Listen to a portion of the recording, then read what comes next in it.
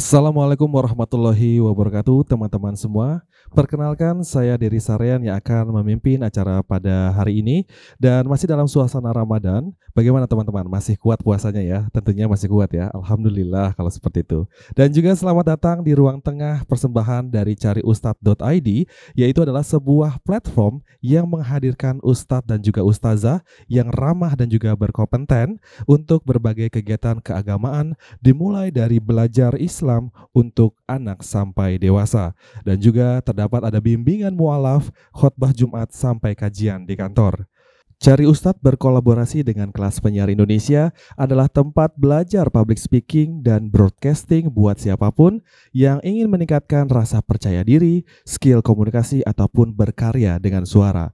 Boleh follow di Instagramnya di @kelaspenyiar_id atau kunjungi di websitenya di www.kelaspenyiar.com. Sejalan dengan semangat wasatiyah yang berada di tengah, Cari Ustadz senantiasa mengajak untuk selalu kritis belajar atas berbagai topik dari berbagai sumber. Maka di ruang tengah ini, setiap topik tidak hanya akan dibahas dalam perspektif agama oleh ustadz dan juga ustazah yang berkompeten, tapi juga oleh para ahli dari bidangnya masing-masing. Dan hari ini kita akan membahas topik yang menarik yang sering ditanya di fitur Tanya Ustadz pada platform Cari Ustadz, yaitu dengan topik anak belajar toleransi sesuai dengan ajaran Islam. Dan di tengah-tengah kita juga sudah hadir para narasumber. Assalamualaikum warahmatullahi wabarakatuh, Dr. Ina Salma Febriani MA. Waalaikumsalam, Mas Alhamdulillah. Dan juga ada narasumber yang lainnya adalah Mbak Yunita Francisca. Assalamualaikum, Mbak. Waalaikumsalam, Mas Oke, itu seorang praktisi pendidikan keluarga dari keluarga kita, yaitu organisasi pendidikan keluarga yang menyusun kurikulum pendidikan keluarga dan juga menginisiasi rangkul atau disebut dengan relawan keluarga kita yang berperan sebagai penggerak pendidikan keluarga dan saat ini ada di 142 kabupaten dan juga kota di berbagai wilayah Indonesia. Oke, baik, kita mulai saja untuk hari ini dengan narasumber yang pertama adalah Ustazah. Kalau ngomong-ngomong masalah toleransi ini ya, bolehkah anak ini belajar tentang toleransi? Oke, Masya Allah ya. Toleransi dan bagaimana tuntunan Islam ya dalam mengajarkan toleransi ini. Dan sebetulnya yang paling tepat adalah mengajarkan toleransi saat puasa ini sebetulnya, Mas. Kita Iya, bisa benar. masuk ke Benar ya. anak-anak ya. Tapi kalau kita balik lagi kepada bagaimana Islam mengajarkannya, sangat banyak ayat Quran yang berkenaan dengan toleransi. Bahkan secara spesifik Allah mengajarkan kepada kita melalui surah Al-An'am, salah satunya ayat 108 ya. Allah memberikan tuntunan kepada kita agar kita tidak mudah dalam yang pertama, misalnya tidak mudah menghina sembahan agama lain. Itu kan juga toleransi yang dalam bentuknya dalam konteks agama begitu ya. Dalam konteks kita meyakini agama kita, lalu bagaimana kita bisa juga mengakui bahwa ada kepercayaan lain di luar agama kita. Itu penting banget kita tanamkan kepada anak-anak kita. Bahkan Allah secara khusus mengatakan bahwa janganlah engkau menghina sesembahan orang lain ya. Dikhawatirkan mereka akan juga menghina sembahan kamu ya, karena mereka tidak mengetahui gitu. Itu pertama. Yang kedua, toleransi yang juga dipraktikkan langsung oleh Rasulullah, Mas Dery. Ya, ini terjadi ketika Rasulullah diajak berkompromi, Mbak Yuni ya, berkompromi tentang melakukan ritual ibadah. Ini ada dalam surah Al-Kafirun ya, insya Allah kita semua sudah hafal ya.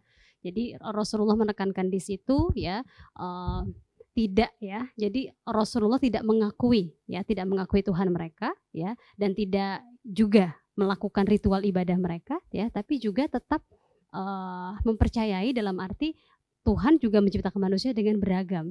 Artinya kalau ada orang yang meyakini Tuhan lain silahkan ya. Dan karenanya dalam surah Al-Kafirun di ayat terakhir ini Allah berfirman ya, lakum dinukum waliyadin. Jadi untukmu agamamu, untukku agamaku. Silahkan kita melaksanakan ya apa yang kita yakini sama-sama dengan tetap menghormati kepercayaan orang lain.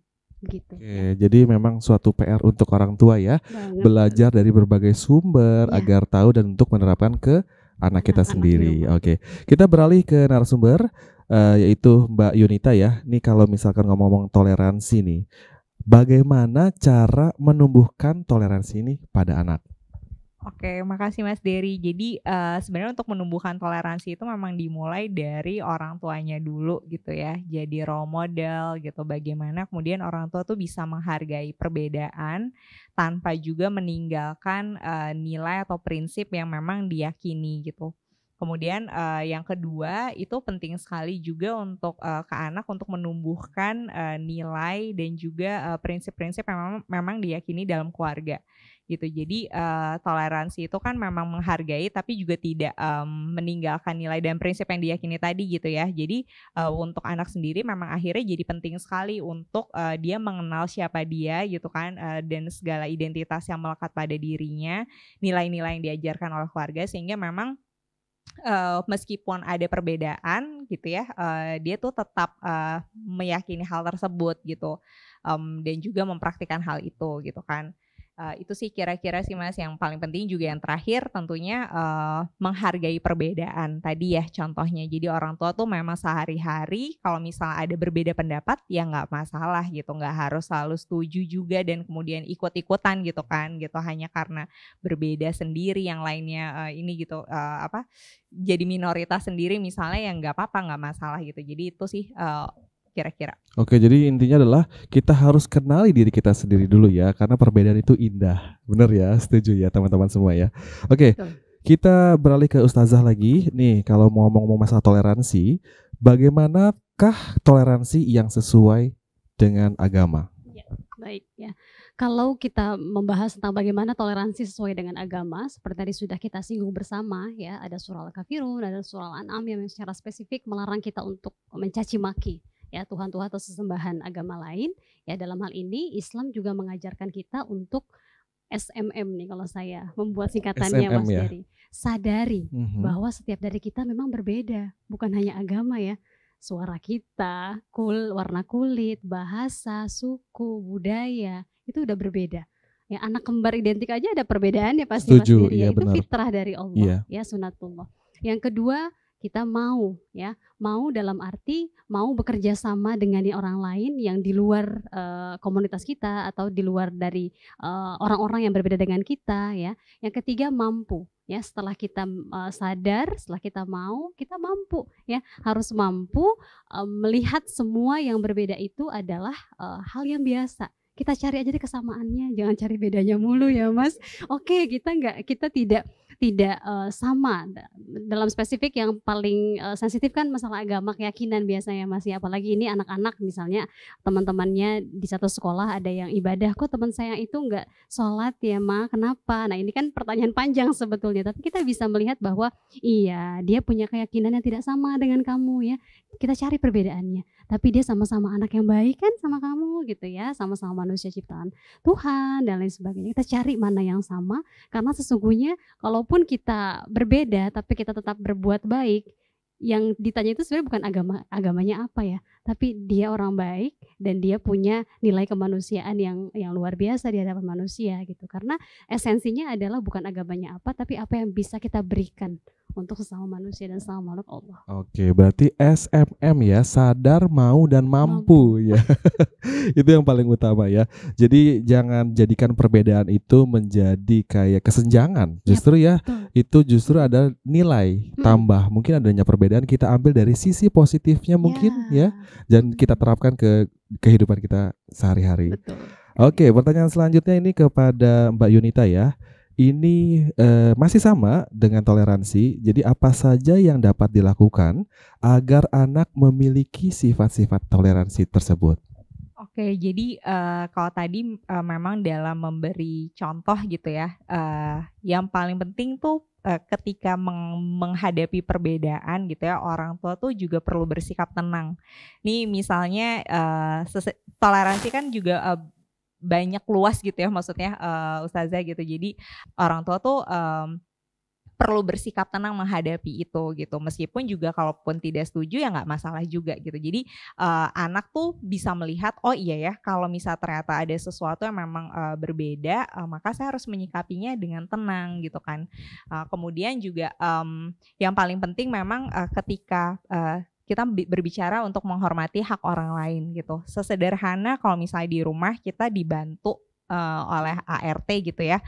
Ya udah memang perlu menghargai waktu-waktu ART itu, ketika waktu ART istirahat ya udah biarkan misalnya mbaknya istirahat gitu, karena dari situ kan anak belajar, oh iya ya mungkin kalau misalnya ada orang yang status sosialnya berbeda gitu ya, yang nggak masalah gitu, semua sama-sama manusia yang butuh istirahat gitu kan gitu. Jadi hal-hal seperti itu sih yang perlu diajarkan juga. Jadi anak tuh bisa melihat hak-hak orang lain juga, dan kemudian menghargai itu gitu sebagai sesuatu yang memang perlu dia pertimbangkan ketika dia mau mengambil keputusan gitu. Oke, setuju sekali ya. Jadi hak dan kewajiban itu juga harus diperhatikan. Karena juga netizen ini yang biasanya ya kayak bubur diaduk atau tidak diaduk itu menjadi viral karena memang untuk konten.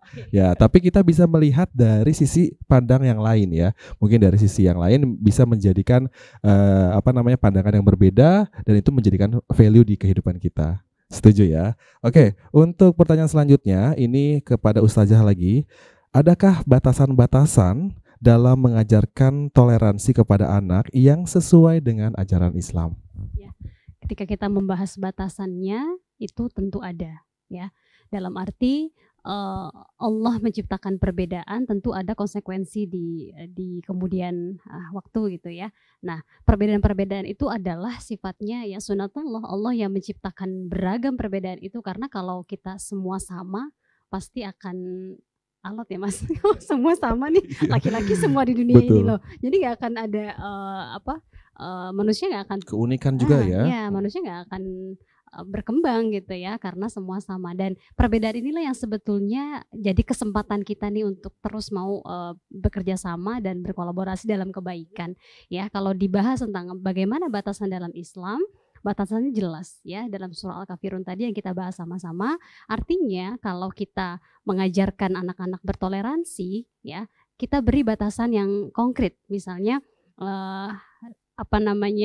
memang ya, misalnya dalam arti ritual ibadah lah Mas ya, ritual ibadah. Artinya kita boleh meyakini bahwa yang sudah diajarkan orang tua kita dulu adalah menjaga sholat ya. Ketika kamu menemukan teman-teman kamu yang tidak menjalani sholat atau mungkin yang berbeda keyakinannya, itu tidak apa-apa. Ya, artinya jangan sampai toleransi ini kebablasan gitu. Ya, karena memang diajarkan sebebas-bebasnya, akhirnya nanti anak mengikuti ritual ibadah agama lain. Nah, ini yang tidak diperkenankan gitu ya. Artinya mau menghargai yang berbeda, tapi jangan sampai nilai-nilai yang sudah diajarkan orang tua kita itu luntur atau bahkan kita meninggalkan gitu, karena kita ikut-ikutan menjalankan ritual ibadah agama lain gitu. Oke, ya jadi memang harus ada batasannya ya. Jadi jangan semena-mena oke semuanya baik. Memang semua agama mengajarkan baik ya, tetapi kita juga punya pakem-pakemnya itu sendiri ya. Harus kalau kuat dari dalam juga diri kita sendiri ya. Dan itu balik lagi ke pola asuh orang tua juga. Balik lagi bagaimana mengajarkan anak kita ya. Oke. Selanjutnya ini kepada Mbak Yunita lagi nih ya. Nah, tadi ngomongin masalah akibatnya, dampaknya ya kan. Itu belum dijelaskan ke teman-teman semua nih. Gimana nih kalau dalam perkembangan anak di sifat toleransi ini? Oke, yang penting sih memang kalau ngomongin toleransi itu ada kaitannya dengan kemampuan sosial anak gitu ya. Jadi tentunya kita ingin anak kita tuh tidak hanya punya hubungan yang baik saja dengan Allah gitu ya Ustazah ya, tapi juga habluminanasnya juga ya gitu. Jadi bagaimana interaksi sosialnya dengan lingkungan, dengan orang-orang di sekitarnya itu juga baik gitu. Nah, salah satu modalnya itu adalah sikap tadi, menghargai perbedaan gitu. Berbeda itu tidak apa gitu kan ya, dan itu adalah sesuatu hal yang wajar gitu. Jadi harapannya ketika anak sudah menganggap dua hal itu, mudah-mudahan anak tuh jadinya lebih bisa menghargai perbedaan. Kemudian ya tadi ketika mengambil keputusan itu tidak merugikan hak-hak orang lain gitu kan ya. Jadi mudah-mudahan dari situ anak juga akhirnya bisa berinteraksi dengan baik dengan berbagai macam orang dari berbagai latar belakang dan identitas gitu sih. Oke, jadi memang kita harus tahu juga konsekuensinya seperti apa, karena juga bisa bertindak ke tindakan selanjutnya ya. Kalau kita hanya bilang oh ini boleh tapi nggak tahu konsekuensinya, itu juga berbahaya ya. Oke, baik. Terima kasih banyak untuk Ustazah Ina dan juga Mbak Yunita Sama-sama, Mas perbincangan yang Dery. singkat sekali tetapi Ya. padat, jelas ya semuanya ya. Amin, Mudah-mudahan amin, teman-teman semoga. semua yang ada di rumah juga selalu mengikuti untuk program ini, dan sekali lagi saya menganjurkan untuk teman-teman jangan sampai ketinggalan untuk episode-episode selanjutnya di Ruang Tengah yang akan membahas berbagai topik-topik seru lainnya. Oke, selamat berpuasa untuk teman-teman semua. Dan saya Dery Sarean pamit undur diri. Wabillahi taufik wal hidayah. Wassalamualaikum warahmatullahi wabarakatuh.